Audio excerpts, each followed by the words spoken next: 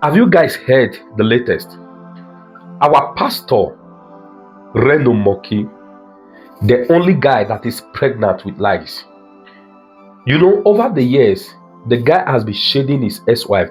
Some of you know that he's married to his second wife, I think an Ethiopian woman, okay, and they've got kids as well. Now, this guy has been indirectly shading his ex-wife, you understand? So the wife has been mute. Nobody have heard anything about her. But yesterday, this woman burst out. Before I proceed, there's something I've noticed. When two couples separate, right, the marriage breaks. The bad one, okay, the first person to run to social media, you understand, to spill it out, know that that person was the bad person in the marriage. Anyway, let me proceed. So this woman, she came out to narrate everything Reno did, and some of us were not surprised. She made us understand. I'm going to be showing you the video. She made us understand that this guy Reno, Pastor Reno, used to pan and beat her. You know, when I hear that guys beat women, it sounds strange in my ear. Look at me, as gallant as I am. I used to be hooked to a woman. A woman, when I pay a bride price, do ticket, do visa, relocate her from Nigeria. But because of me, this woman would divorce me slap. As gallant as I am, I know that if I dash her only one, I will send that to the kingdom come. So I have to, she not stop there, she go carry saliva on my face. So I have to say to myself, if I do this one, definitely I will end up in jail. If my children did there, where their mama, it would not be in this street that they have a parking their mama. Not be me. I have to endure until God deliver me. So Pastor Reno is a woman panel beater. I'm not surprised. We have seen his shenanigans online. Recently, Very Dark Man exposed how his brother, you understand, this guy, pastor, they chop 15 years old girl against her wish. When police came, to apprehend the guy, Reno sent message to his phone and said, deny everything. We know that he's a man with questionable character. Please, I'm going to be showing you the interesting news. But before then, I want to show you a video. You understand? Some obedience came together. They said, because of the hardship in Nigeria, they decided to do giveaway. But they said strictly for obedience. Guess what, guys? Some members of Agbado, you understand? Members of fake bishop, you understand? So they started quarreling. Why only for obedience and that? When they were campaigning for that lunatic, that Pablo Escobar, they forgot. You understand? So they were quarreling. Now, I want to show you a video of a guy, they call him Big Man. This guy has done justice. He has given them the right answer. Please, this video is loaded. It's a short video. Watch it. Immediately after the video, you are going to be watching. Next video you're going to be watching is that of Reno's wife. Okay, please. But if you like this sweet news of Reno, just help me like it so that Facebook and YouTube can recommend it. Reno that have opinion and everything, obedience have driven him out of social media. So please share this video to get to him anywhere he is. Okay, God bless you. Let's watch now. So what would Peter Obi have done differently if he was the president? A very stupid question. In fact, in the history of stupid questions, this is the most stupid question I've ever come across in my life. And if you're asking this question, you know get sense.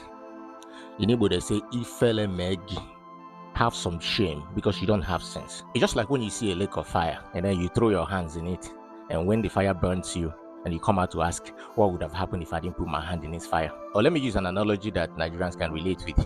Just like when they give you your school fees and then you carry it and go and play bet, and then your ticket has cut, your money gone, and you turn around to ask, what would have happened if I didn't put my money in this bet? Of course, you would have had your money. In fact, this betting analogy is even better because at least it was a gamble. He could have also won. In the case of Tinubu, it was no gamble. It was not a wager. It was what Oyibo people call craving capitulation. Chai! Big Mac Sopo. Do you know what capitulation means? And then you add craving to it. It's just like when you're supposed to fight somebody, an opponent. And of course, in a fight, anything can happen. I mean, if you make an effort, if you throw a punch, who knows? You might even win. And then you go to this fight and you decide to make no effort. You just carry yourself and surrender to your opponent and say, opponent, take me and do as you want. That is exactly what you people did in the Tinubu case. You just carried yourself and surrender to Tinubu and say, do as you like. And in our place, they say, nobody where you go put sugar for a mouth, we no go lick him. All right, so you carry yourself, give Tinubu, make he do as he like, and he's doing as he like, and you're turning around to ask, what would that P2 be done? You don't get sense. Which is why I support yesterday Maurice and of course a few other people like Danny supporting him. They decided to do giveaway for obedient, strictly obedient.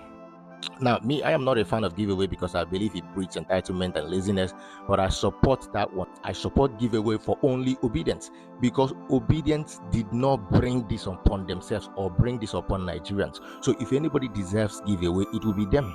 And for some people saying, hey, how can you exclude other people because they supported another candidate? My brother, let me educate you. Giving Tinubu supporters money is not helping them. You want to know how to help Tinubu supporters? If you really want to help Tinubu supporters, don't give them money. Mock them. Remind them of the choices they made. Remind them, make it get into their head that the most important decision you can make as a human being, it is not who you are marrying, it is not the business you want to invest in, it is not the car you want to buy. It is the decision of who leads you. And in the case of Nigeria, it's the decision of who becomes your president.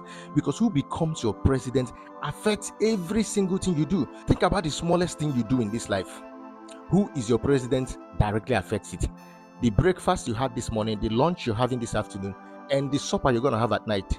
The president affects that. And these people need to get it into their heads. So if you want to help them, mock them, remind them that they brought this upon themselves. And let's hope there is a slim chance that they wake up one day and say enough is enough and make better decisions. Not after making bad decisions, you want somebody to come and dash you their personal money. For what? In what world is that even logical? And as for those who want to see what P2B would have done, 2027 is an opportunity.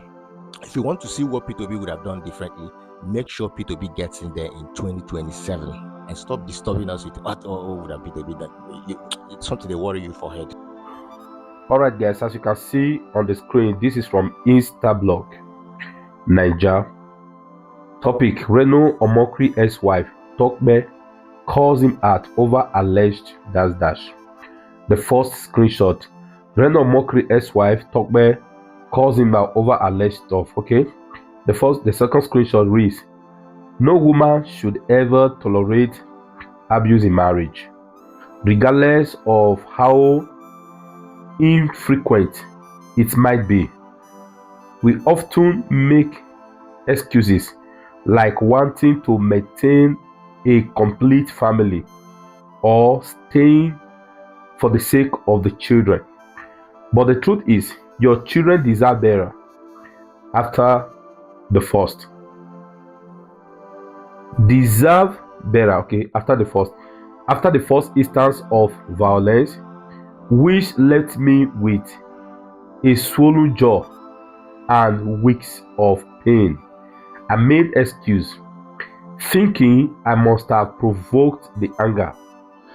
I even had to endure seeing my daughter witness another slap, and there was the morning I woke up to find blood on my pillow from a ruptured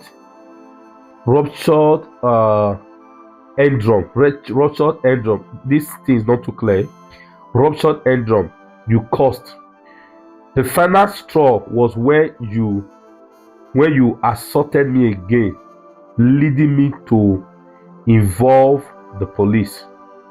Now you claim to be happily married to a woman who doesn't quarrel. Good luck to her, because you always wanted someone you could control and intimidate.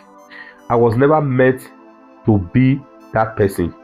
I wasn't raised to be timid.